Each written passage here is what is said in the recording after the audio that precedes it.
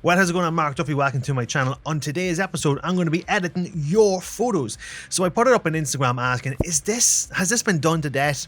Has like everyone on the mother done this, or do you want to see me do it? And a lot of people, a surprising number of people said, yeah, we want to see you do it. Let's see you. How would you edit our photos? So they submitted it in, and we're going to go through the photos right now. So without wasting any more time, let's get into this. Right, we're in here on the first of the photo submissions. You can see it's actually a pretty cool image, and you can see in the top left here details of the shot itself and the name of the person as well. And I'll leave links and descriptions to each of their Instagram pages. Do make sure to have the checkout on them. Let's get editing this photo. So first thing, white balance. Let's check it. Let's go auto. Not too bad. Daylight. I'm probably going to go with something like daylight. I want to have that kind of blue to kind of punch the photo a little bit with the water and the clouds. And next we go to highlights. Bring that down, not too much. I probably don't need to do much with the shadows. This is my first time actually editing a raw file from Sony. I've just after noticing that there, the ARW. Let's see how much. You don't want to go mental on the clarity, so just a little bit. Bring up the vibrance. Introduce some black. Wow, there's no black in this at all. What's that like? Maybe about that much. And then some contrast as well. Again, not too much. I like to have my edits quite subtle. Yeah, but there, I'm liking the separation. If I bring in the shadows too much, I'm not getting great separation with the water. So that's what I'm looking at right now. I like it there. Okay, so if we go down to the sharpening, because this was shot ISO 80, so if we use the 100 rule, if you don't know what I'm talking about, I have a full video on this. I'll leave it above. So before we do anything else, might as well just clean the sensor dust. So we'll just go up to the top right, visualize, get rid of the information there. Oh, there's a lot more than I thought there'd be.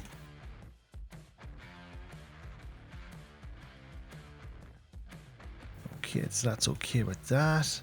Now let's go up and treat the colors. This is my secret for my dodging and burning. The first thing I go to is the luminance on the colors. Okay, that looks wild. That looks pretty wild. But you would normally find that with overcast days, because it's such a flat lighting, that you can actually go a little bit mental. And that looks pretty good. Black and white too looks pretty good. Like, you know, maybe increase the contrast. Yeah, that looks. Maybe the clarity as well. Interesting. Okay, I'm going to undo that, because my intentions with this photo was not to go black and white with it. My intentions was to keep it color.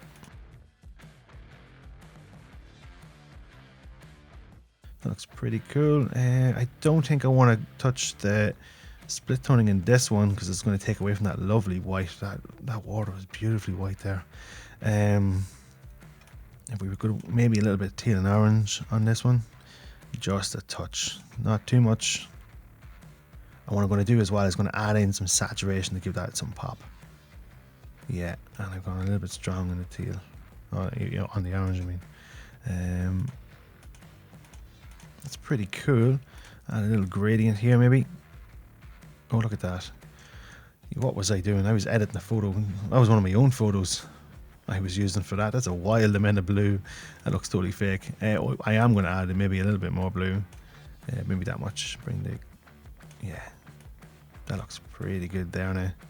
And then what I'll do is a trick here is I'll increase the shadows, so then I don't have to paint out these parts here. That it basically does it itself. The last thing we need to do is just to sort out the crop. It's a little bit crooked, so we just need to make sure that we have straight horizons. So we just go to angle and drag across. That looks pretty good. Yeah, kind of liking it. I'm pretty liking it. Just a nice. I probably would maybe change the crop a little bit just to there, just to give that definite line from the corner. Maybe even bring it over a little bit there, so I can lower it down, so it's less near the middle of the image. But that's okay. You can kind of break rules when you want. And now the seagull is way over to the left. There's no space. Whoops. So we will actually move that back. I was wrong doing that one. Maybe crop that person out. There is probably a good spot. Yeah, nice bit of space. So yeah, maybe just a vignette on that one. Light one, just maybe there. And I just remembered one thing. It's something I don't have to do when I'm using Fuji, and that is lens profiles. It's done in Fuji. It's obviously not done in Sony. So I'm gonna bring back the vignette as I added one in as it is anyway. So that looks pretty good. Let's see a before and after. That's a pretty cool one. The next things I would do is just some dodging and burning, but I much prefer doing dodging and burning in Photoshop. But we'll go on. There are a couple of photos I think that I can show in Photoshop, so just go on to the next photo then. So let's have a look at this. Who did this photo here? Brian Goodman, yourself, in Dublin, of course, IFSC. I've actually never photographed from this bridge. I know the bridge you're on. I think I do. Yeah, you're on. Yeah, you're on the pedestrian bridge. Am I wrong? Am I right? We're going to pretend that I'm right for this one time. A really nice scene. So let's go again to the white balance. Have a look. I really want to maintain that lovely purple hue. I'm probably going to go with what was shot, because sometimes the camera can actually do it right, and in this case I think as shot is the way I would go. So let's see, let's control these highlights.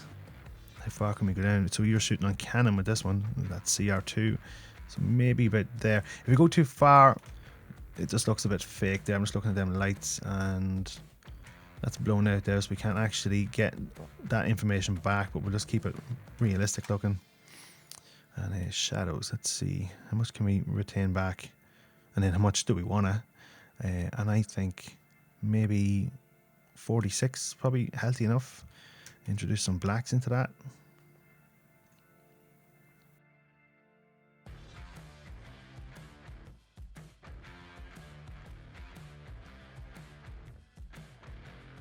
Oh, I forgot about clarity.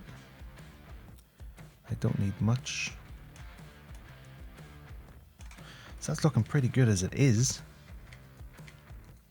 It's the one great thing about nighttime shots. If you can control all these lighting and all that there, you can nearly get the whole shot done in one exposure. I think in this case though, I would have shot a separate exposure for the building just to control them lights. We were shooting at ISO 100, so again we'll go 80 on the sharpening and then 20 on the luminance. Okay, and then let's add a lens correction. Do we need a vignette? Do you know what? It's not bad. That's not bad. Give it a little bit of direction. Just control a little bit in the highlights. And what I want to do now is just notice this distraction here on the left. So we'll go up to the sky and we'll get rid of that and see if there's any dust in your sensor. That sounds really bad, like I don't trust people, but dust on your sensor, it's a common thing. You just have to go and get rid of them. Now let's go and play with some lighting. Now what I normally do is I decrease the oranges because that's where the color is, and then the light is actually in the yellow, so I brighten that up a bit. You can see here we're right on the edge, so I'm not going to be playing around with the luminance as mad as I was in the last photo. I'm going to bring the blue down and probably the purple as well, and then bring up the magenta. Yeah, so not too mental compared to the last one. And then let's go back to black and white and introduce each channel so we can see what each is doing. Have that red nice and strong. What I normally do is I bring down the orange so it's not too overpowering, and then the actual power of the lighting comes from the yellow. I don't need to bring in as much blue because the purple is going to do all the work for me. And then the magenta, I'm going to a little bit desaturated to kind of give the hint that it is brighter than what it is. In this one I will give the split toning because I want to increase that that glow from the sunset. So we'll go to 35, looks good, and go, that looks pretty good there. Add a little bit of blue into them, or teal if you want to call it that, into the shadows. So this is the original teal and orange, it just was too subtle for people. So there, that looks pretty good there.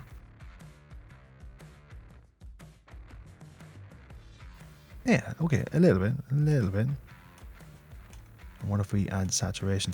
This saturation trick I've really come to love. It just makes, look at the difference there, it just makes the image absolutely pop. If we were to do some dodging and burning then,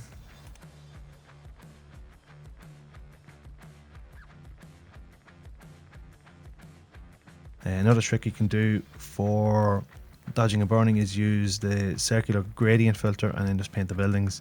You usually have to go a little bit nuts with this one though for it to be obvious, and then once you see this trick you'll never not see it. It's used widely on Instagram, especially them houses along a canal. I always see them from like the photos from Holland. You always see them regular enough. So let's see it before and after then. Pretty happy with that. It's not bad. And we've got David Fitzell. So this is quite, what are we using here? RAF. So this is on a Fuji. What are we using? Oh, the kit lens. So if anyone's questioning the quality of the kit lens, there you go. So let's see what we do here. Now, if this was me normally, I would do a bracketed shot for this. Definitely. Probably about 2 stops under for the sun. I'll see what I can do for this straight off the bat for 1 exposure.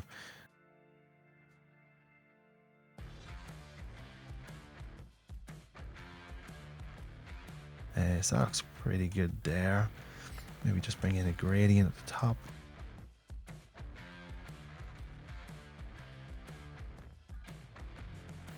That looks good on that side of things. Now let's get into the luminance side of things again. This is going to be a common trend around my edits today. Let's have a look here at split tone. This is going to kill the blue, but we want the power out of this here, and then add some more blue in it. Yeah, now don't worry if you think you've put in too much blue. That's where you change your balance. Then, so see here, if you go left, it's balancing to the shadows. You go right, it goes balancing to the highlights. So that's what we're doing, adding in colors to the highlights. Maybe we'll go down to the teal and orange and destroy the photo. I know if you want it to look like proper hay, like a scene from Gladiator, you can go here and there. But you know, then this, when have you ever seen a sky look like that? Never. So I'll pull that back a little bit. And again, add in a little bit of saturation on it.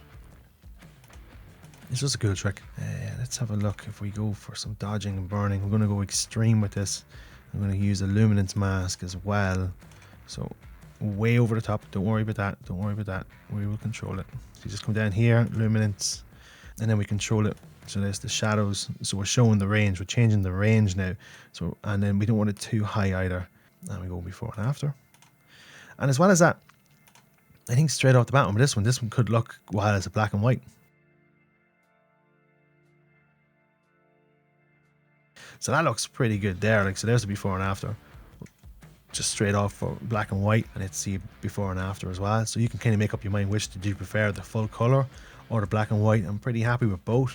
So that could be an option for you there, David, if you wanted to have a color and a black and white to sell to your clients. Boom. Let's go on to the next one.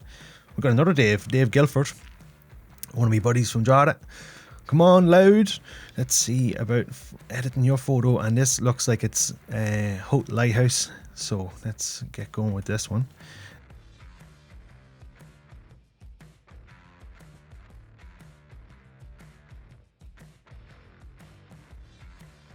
This feels like it should be black and white. Just feels. And I don't edit in black and white. I'm not the best. Yeah, look at that straight away. Just pops black and white. Get rid of that thing down the bottom. It looks stupid. Do you know what we'll do? We'll actually just reset this and start it off as black and white again. So let's have a look here. What will we do for black and white? Do that. Do this. A little bit of that. A whole lot of this. Even more of this. That's looking a lot better now already. Like, obviously you'll be doing this to the nth degree. I'm just doing it quickly for the video. I want to get through as many of these photos as I can. I think that looks alright there, and then we might actually just paint in a whole section of the water here just to give us some direction to where we want you to look. Actually, you know what we want to do, because I crushed the shadows so much on that section there, I'm actually just going to brighten these up. So there's the before and after of that shot. I think that looks pretty cool now, black and white. And I'm not known for doing black and white, and I've done 2 now already. That's unreal. Let's move on to the next photo, and it's from Dean Ryan, and this is shot on a phone. Wow, and it's raw. I'm going to have a little bit of fun with this one then. Let's have a look here. Wow, you actually can. It's fully raw, so you can change the white balance. That came out very yellow. Let's have a look. We'll go cloudy. Maybe add in more magenta. Yeah. Why is the whites and blacks and the clarity already set? I didn't do them. That's literally straight off camera, as they would say. Let's carry on and we'll just see if we can rectify that. How much can you push these up? Loads, but you wouldn't. Look at the noise. Okay. There.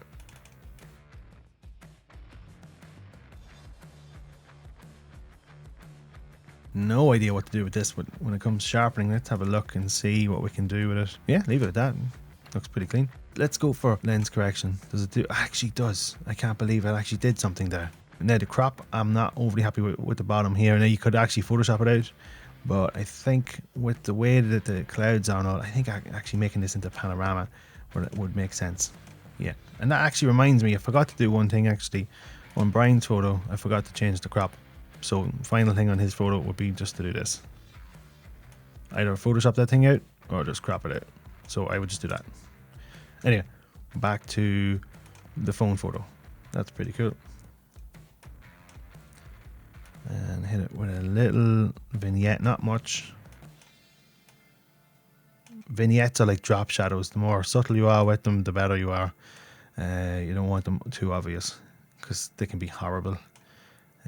RTE seem to be the only ones who accept heavy vignetting. Cool. And maybe just add in some teal and orange just to kind of give it a wee bit of a boost. And before and after. Not much need to be done with this because it is a silhouette photo, so you know that's a pretty cool photo. Especially the fact that I'm impressed with the iPhone phone. But not iPhone phone, the Samsung phone. Yeah, I'm pretty impressed with that. So let's have a look at here. Okay, so we got a photo that's taken at possibly the worst time of day. Midday, no shadows anywhere, everything is quite flat. So we're gonna have to work. Let's do a different kind of crop here. So say let's set Instagram crop. So we'll go for 4 to 5. That's looking pretty cool now. And then I think just take the exposure down and then we'll actually build it back up again and try and make this lighting a little less flat than what it is.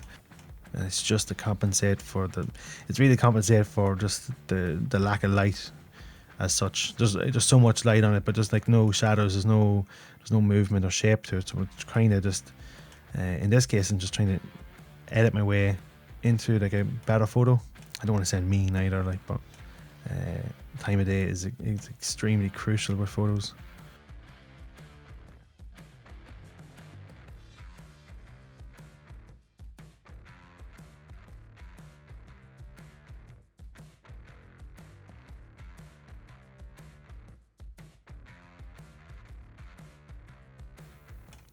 Looks cool. And now let's add in some extra lighting. So we're going to overemphasize some things to give some shape.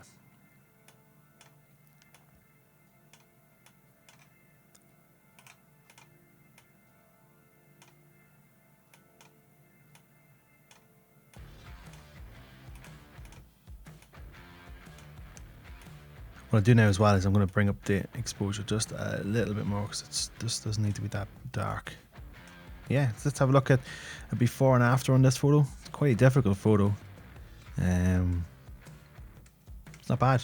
Pretty happy with that one. Let's go on to the next photo then. Let's have a look. Up the flats. This is a shot from a friend of mine called Muno and him and his mates. That's one of their slogans there. Up the flats. So this is a shot on a drone. So I've never ever edited a drone photo before. So let's have a go with this. First things first. Let's fix this crop because this is obviously a panorama. That's the issues when you're not, you know, and there's only so much you can do with a drone. Like, you know, I'm not trying to slag the drone off, like, but even with cameras as well, when you don't adjust for parallax, that's what happens with panoramas. You lose a lot of the information.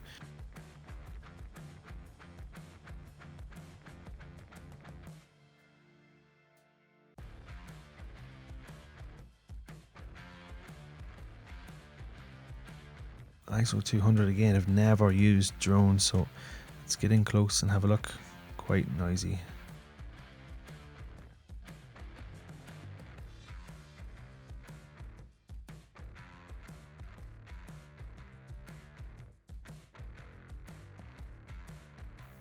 Okay, so there's not an awful lot of wiggle room for me here to really push these out.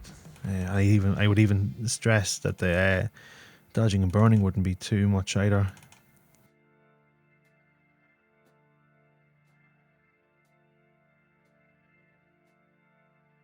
That split toning is looking quite nice.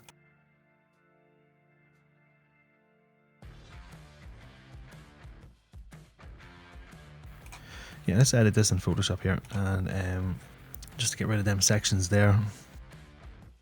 So for the first top corner, just select L, the lasso polygonal tool, and then Shift F5 for fill, and then go down to content aware, hit OK. Did a pretty good job.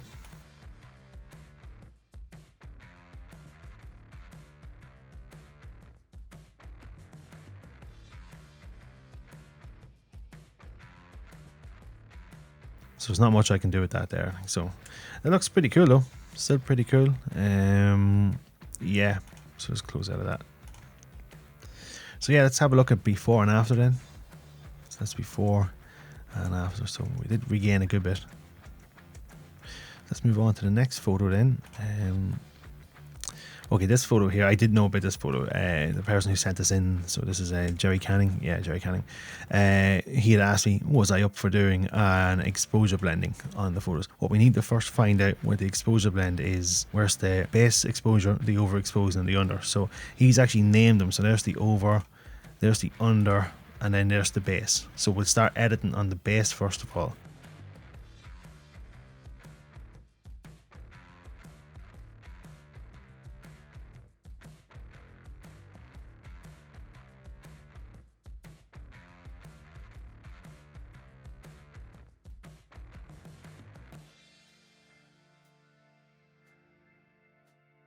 So what we do right now is we take these edits and we select. So we have the first one and we select the next one. You just shift click them. So you can just shift click to the three of them. You go down to sync. Everything's the same. So you can select all and you synchronize. What you need to do now is you need to tweak each of these. Now, even though these settings are the same, we don't want to have that much of a difference in the exposure. So I'm going to bring the exposure of this highlight down. Even though it is the highlighted one, I still want to control it. So bring the highlights down. You don't want to blow out too much stuff, because when you go to blend these together, it'll be too obvious and unnatural, and you'll be just fighting yourself. As well as that, I'm more than likely going to use all of this water as the one shot. So this is more than likely going to be a sky versus the foreground.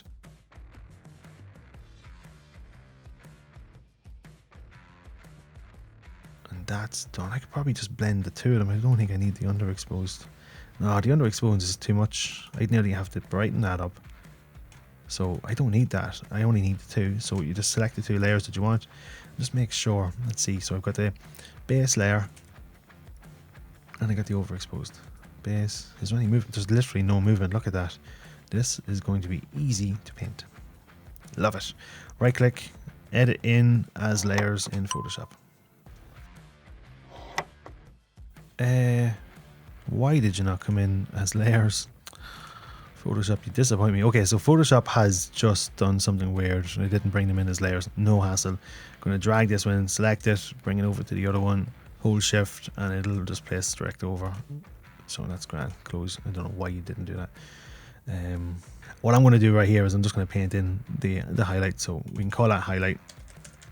Doesn't really matter. It's only two layers. Maybe if I spelled highlight the right way, it'd be perfect. Still messed it up. GHL. There you go.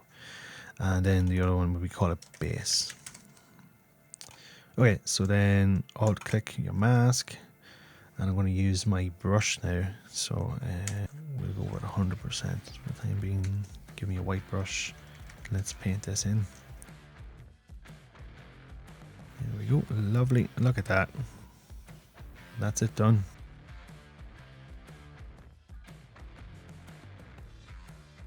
What I'm going to do now is unselect that and actually just go with the quick selection tool. If you select the layer first of all, and then just make sure I have just that mountain. So it's a good option just to kind of have a nice, decent, harsh selection. Let's have a look there.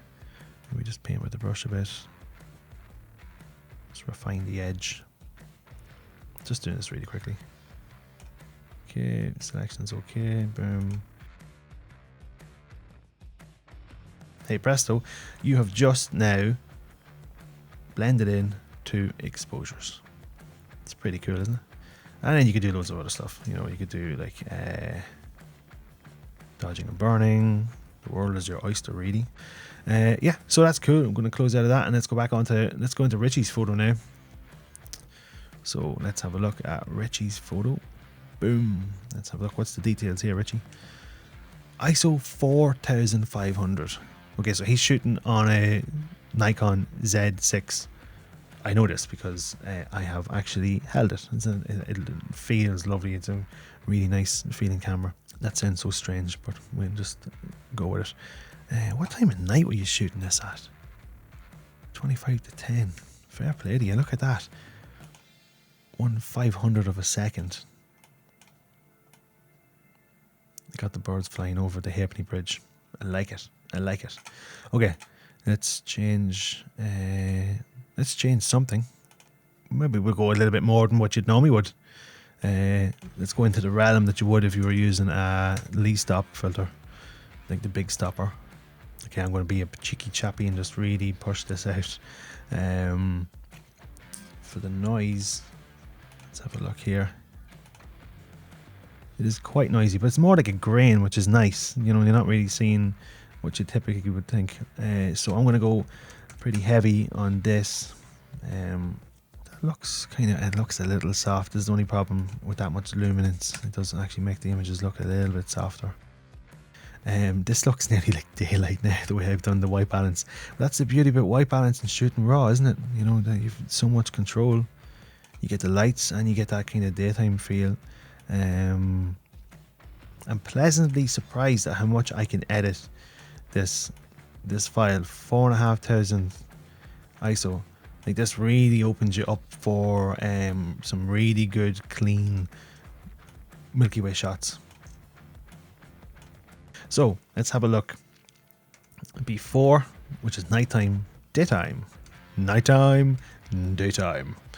I like that. I like that. So there you go. A bit of fun. As we would say in Ireland, we're having a bit of crack there with that one.